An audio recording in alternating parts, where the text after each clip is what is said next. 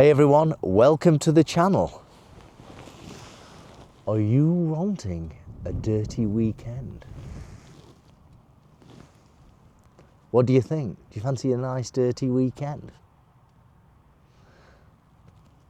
Let me talk about a chat-up line from Sheffield. Mid-1980s, when we used to go to the nightclubs in Sheffield, one of my mates, his chat-up line was, would you like to take your knickers off before we make love? And of course the lady would say no, and he would say, oh, you're one of those that like them pushed to the side. Ba-bum. And that was an icebreaker, and sure enough, apparently I had a 9 out of 10 hit rate on that one.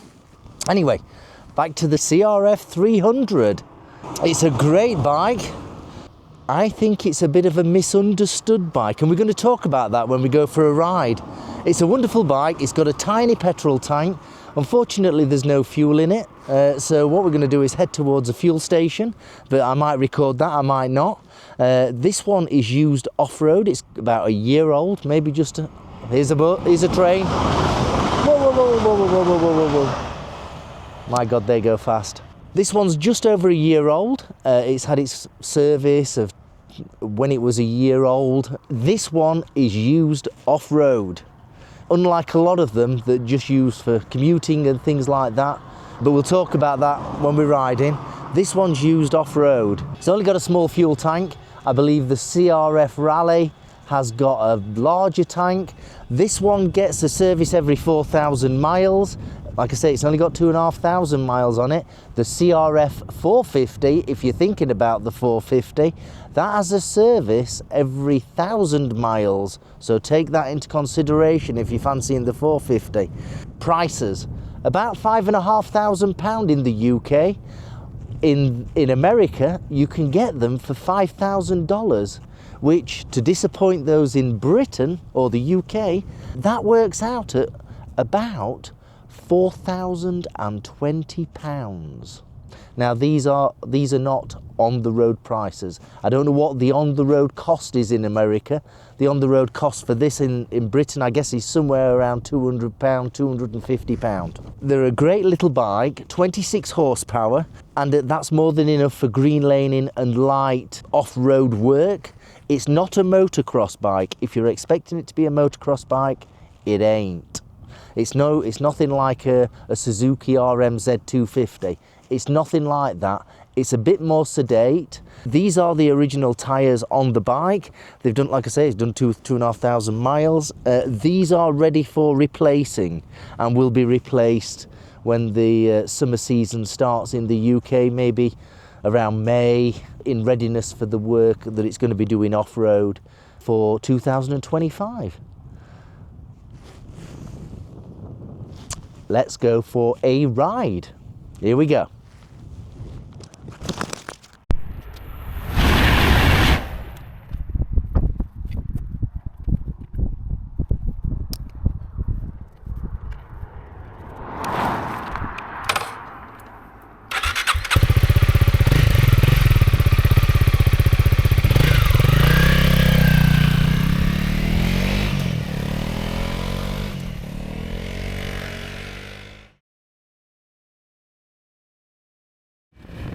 So, interestingly, I forgot to turn the microphone on in my helmet.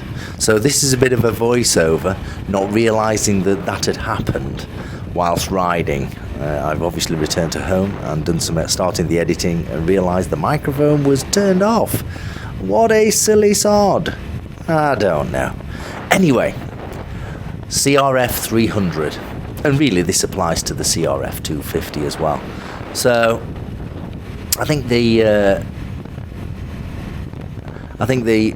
tank holds about just under 8 litres on the L, and that's not particularly far. I suspect that's about 120 miles, 130 miles. Correct me in the comments if I'm incorrect below.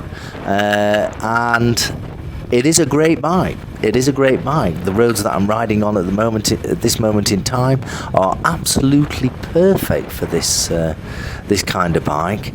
The suspension is not great, and that's reflected in the price of £5,500. So we have to be realistic on this. If you need to upgrade the suspension, and a lot of people do, I suspect that's going to cost a fair amount of money, somewhere between £500 and £1,000. I've no idea, I'm guessing. If you've done this before, then comment below and tell us how much it cost you.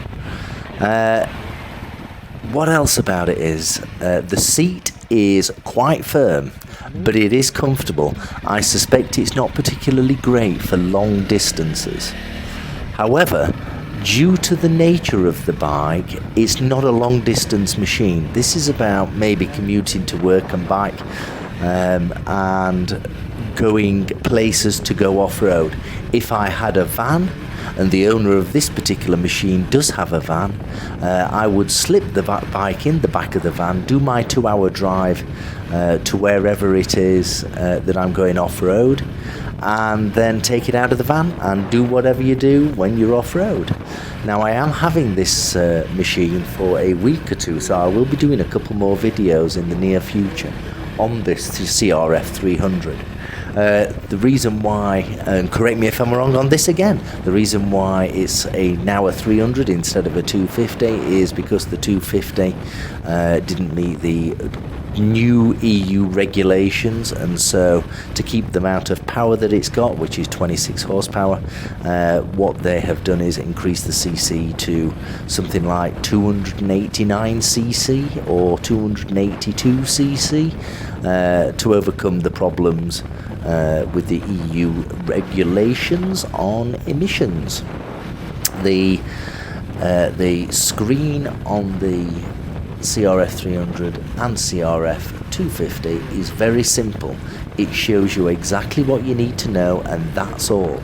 There are no technical complications on this bike at all.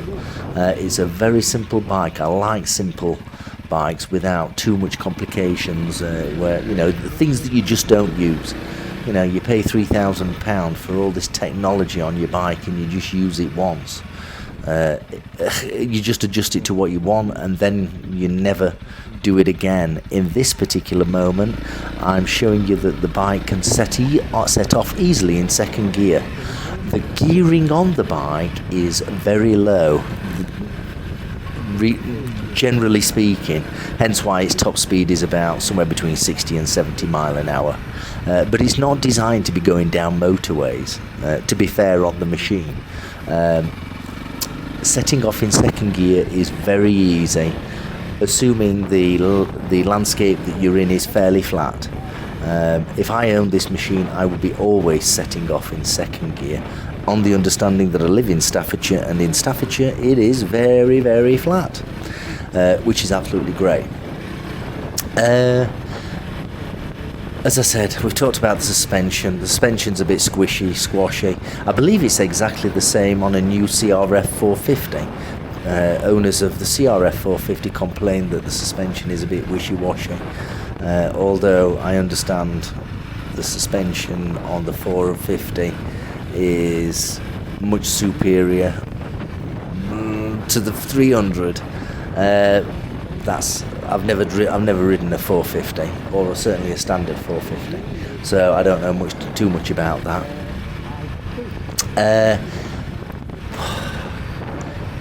It's a misunderstood bike. People buy this with the aspiration of going off-road and then realise that they don't have time in their busy lives to go off-road, and maybe they ride around on the streets and go to the shops and things like that, or maybe for a Sunday afternoon ride, and find that generally speaking, for a 300cc on the road, it is relatively slow. And then they sell it, and then the next guy that buys it, or the next gal that buys it, sees exactly the same problem. It's really quite a specialised bike, and understanding what it's capable of and what it's not capable of is important when buying this bike. A great bike, but it is a very specific use case. It's a lovely bike. I wouldn't think twice about buying it if I was going to do lots and lots of off-road riding or green lane riding. I wouldn't think twice about it. I'd buy it. But if 90% of my riding is on the road, then I would buy maybe like my 400 Scrambler X from Triumph. I would use that, and then for the 10% that I go off-road, I'd just use the Scrambler X 400 and enjoy it from that perspective. It's other than that, it's a great bike. It's a fantastic bike. The problem is, it really is designed to go off-road, and that is something that you really need to consider when buying a CRF 250 or 300.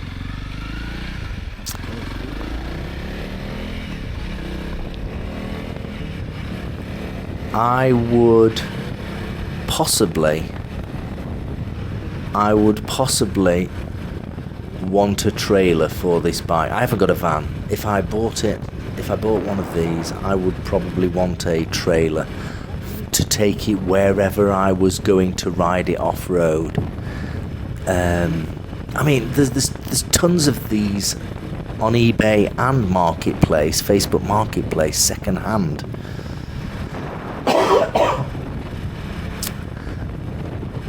And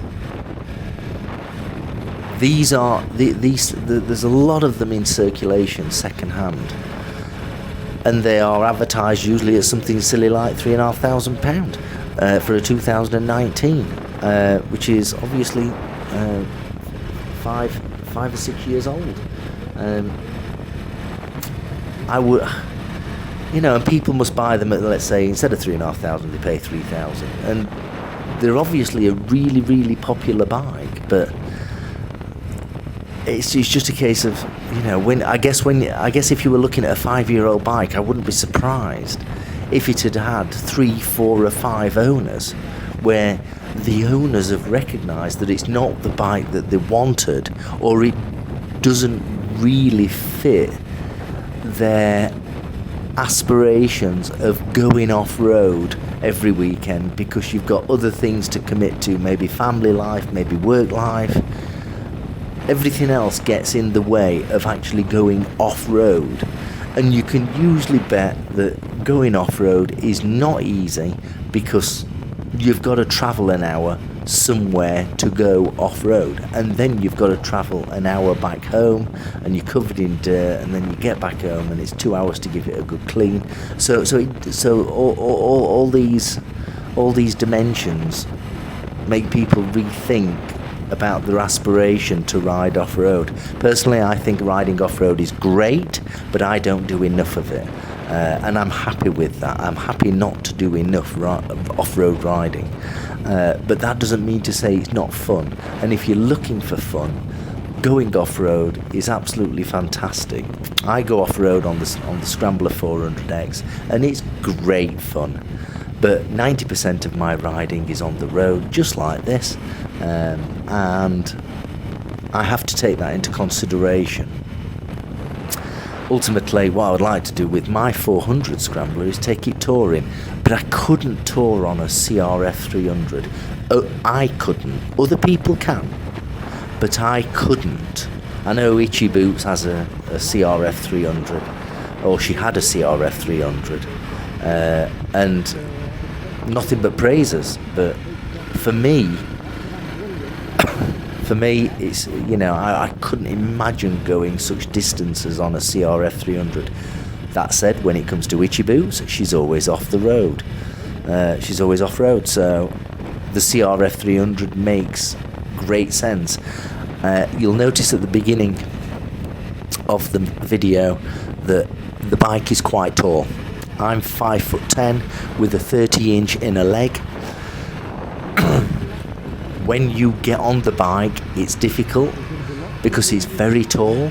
When you get off the bike, for me, it's difficult. I've found that when getting off the bike, I'm holding onto the handlebars, throw my leg over, and the rear wheel comes off the ground. Maybe I'm getting off the bike wrong, but then you have to sort of push it back down onto its two wheels and the side stand. Yeah, I'm just saying. It's a very tall bike. You can see that I'm tiptoeing quite dramatically when I get on the bike. It's a very, very tall bike. I hope you found the video useful. Don't forget to subscribe and don't forget to give the video a like. Don't forget to comment below on your thoughts. I'd like to take this opportunity to just say ride safely and be kind to everyone and eat healthily. The CRF300 is a great bike, absolutely beautiful bike, and performs well for the work that it's meant to do. I would highly recommend you buy one and go and enjoy yourself, but I'd like to know your comments. If you're an owner of one or a previous owner of one, what your thoughts are. Comment below. Let's understand what the situation is with the CRF300 and 250, really. Ride safely, be kind to everyone, and I shall see you very soon. Thank you very much. Bye bye.